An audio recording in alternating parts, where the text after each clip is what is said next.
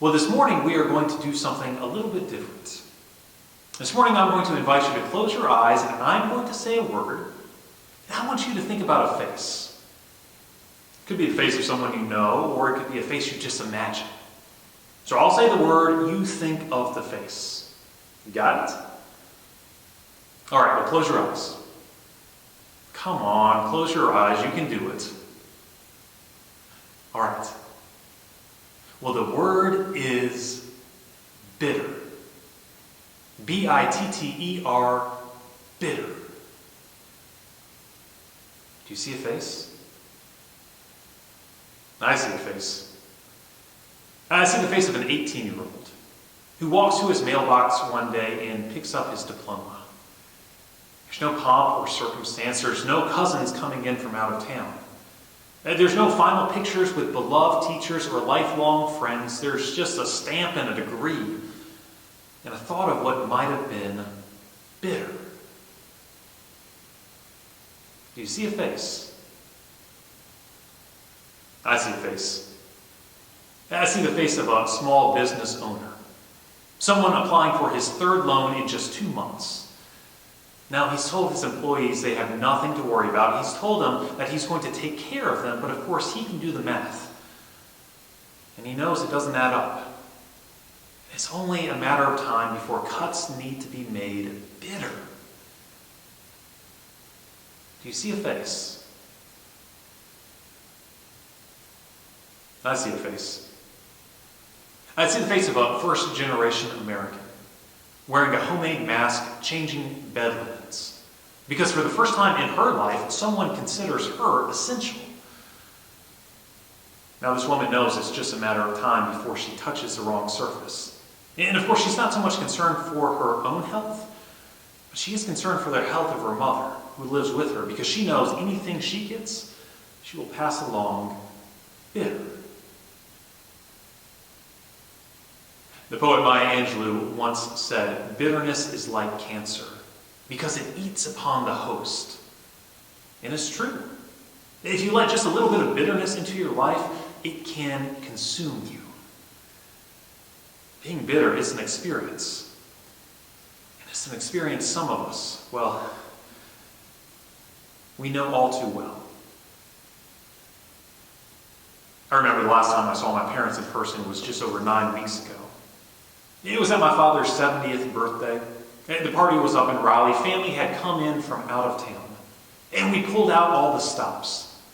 Over 200 people on the guest list, some of whom I hadn't seen in almost 25 years.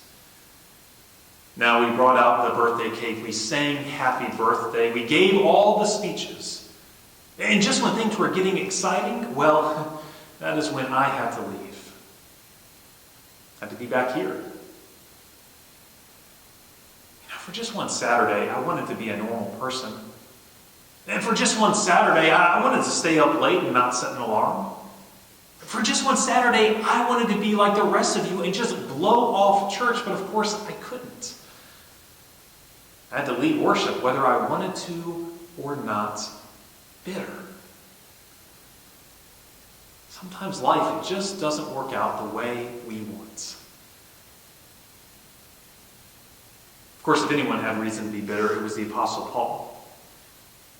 After all, the Apostle Paul was called to a ministry of love and grace and reconciliation by God, but of course, things didn't always work out for him. 5 times, the scripture says, Paul received 40 lashes minus 1.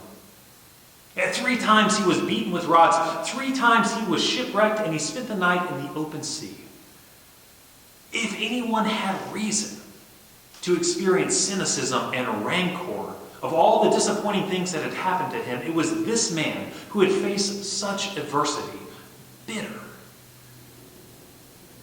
It's a cancer that can eat upon your soul.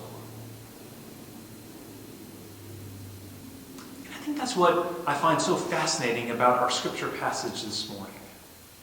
Because you see, in our scripture passage this morning, the Apostle Paul is writing to the church in Philippi from prison. He's been thrown into jail simply for doing the work God had called him to do. Now, you would expect Paul to be cynical, to express his disappointment at the injustice of the situation. Well, he doesn't do it. Instead of expressing his bitterness, Paul expresses his gratitude. I thank my God, he wrote. I thank my God every time I think of you. Constantly praying with joy for all of you, for your sharing in the gospel with me. See, the Apostle Paul, he didn't waste any breath on those things he did not have in his life. Paul didn't waste any breath on his lack of freedom, or his lack of mobility, or his lack of comfort.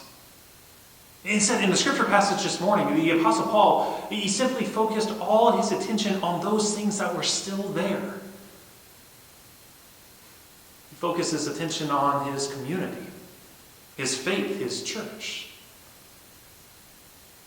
It's another way of saying Paul, he didn't bemoan the world for what it wasn't. Instead, Paul gave thanks for the world that is, and for the blessings that were hidden within it. Gratitude. It's the only way to fight off the bitterness of this life. Yes, I thank my God, he said, I thank my God every time I think of you. You know, at my father's 70th birthday party, just as I was preparing to leave, I actually joked with one of my cousins. I said to one of my cousins, you know, if God really loved pastors, well, then he should have only made 48 Sundays in the year. I think God could have done that. He could have given us a break.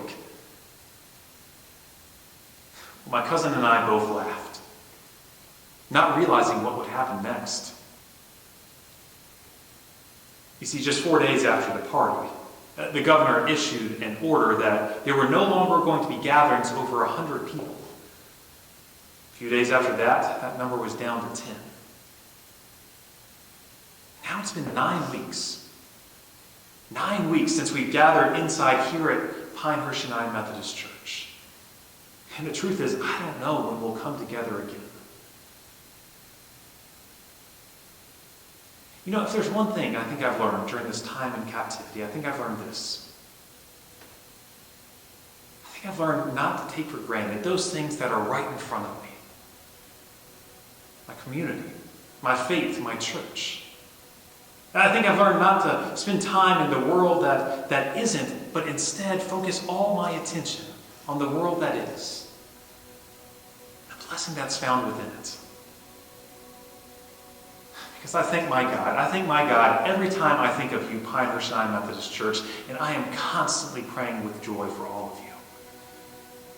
Because you are the church community that I share faith together with. You are the church community that constantly model for me God's love and kindness and grace. You are the church community that offer me the words of encouragement at the moment I need them. You make my faith come alive. God forgive me for any time I ever took you for granted. And God forgive me for any Sunday I wish I was someplace else. Because the truth is, God could have given me any church family, but he gave me you. And for that, I am so very thankful. And I know this, I know that I would not want to try and make it through this life without you. And I don't know when we'll be together again.